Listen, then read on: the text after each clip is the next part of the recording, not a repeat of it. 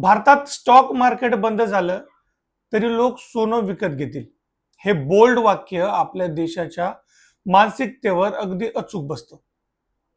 सोन्यावरचं भारतीयांचं प्रेम हे केवळ फॅशन नाहीये, तर तो एक अढळ विश्वास आहे. पण नुकताच पंतप्रधान नरेंद्र मोदी यांनी देशाला संबोधित करताना एक अतिशय महत्वाचं आवाहन केलंय. परकीय चलनाची म्हणजेच डॉलरची बचत करण्यासाठी भारतीयांनी सोनं खरेदी टाळावी, असं मोदी म्हणाले.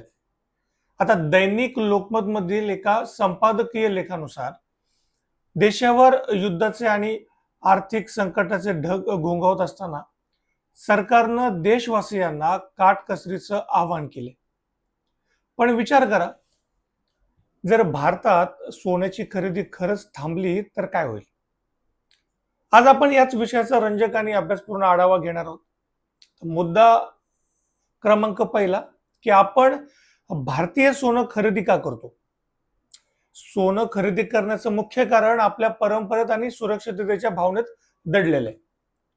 वर्ल्ड गोल्ड काउन्सिलच्या अहवालानुसार भारतातील सोन्याच्या एकूण मागणीपैकी 50 ते 55% ही जी मागणी आहे ती केवळ लग्न सराईसाठी असते.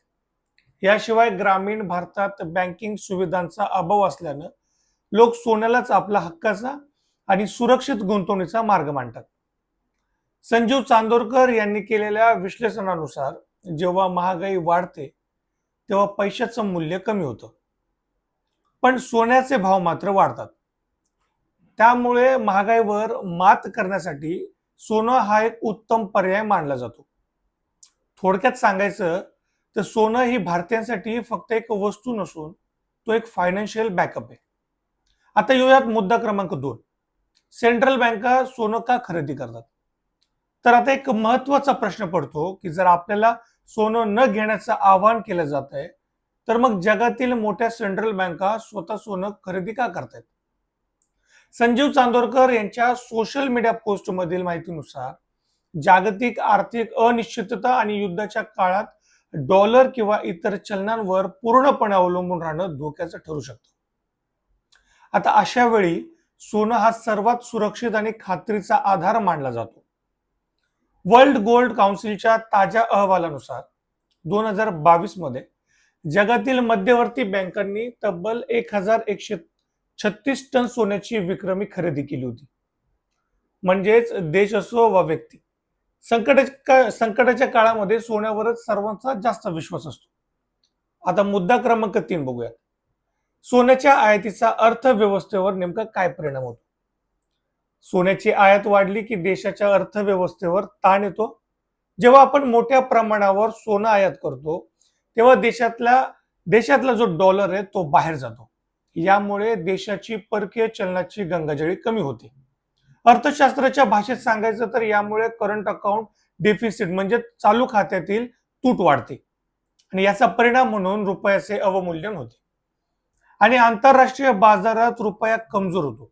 लोकमतच्या अग्रलेखानुसार 2025 ते 26 या आर्थिक वर्षात आत्मनिर्भर भारताचा नारा देणाऱ्या मोदी सरकारच्या काळात भारताची एकूण आयात तब्बल 1000 अब्ज अमेरिकन डॉलरच्या घरात होती.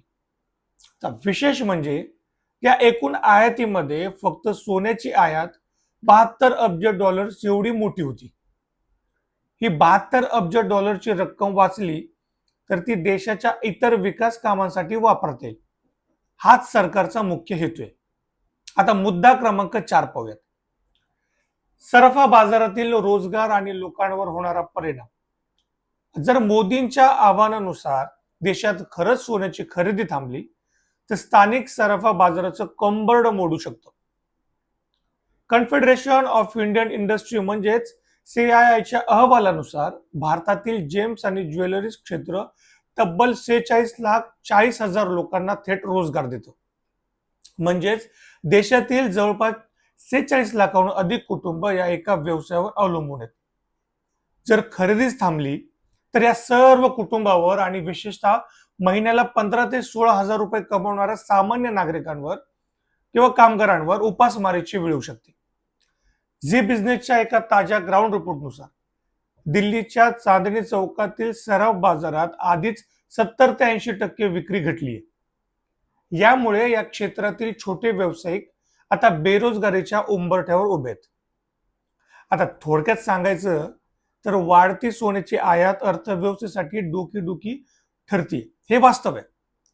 पण दुसरीकडे भारतातील लाखो कुटुंबांचा रोजगार आणि कोट्यवधी भारतीयांची सुरक्षित गुंतवणुकीची भावना यावरच हा मोठा सराफा बाजार उभा आहे. त्यामुळे अर्थव्यवस्थेचे कितीही मोठे चढ उतार आले तरी भारतीयांचा सोन्याकडचा ओढा सहजासहजी कमी होणार नाही, हेच खरंय. तुर्तास इतकंच.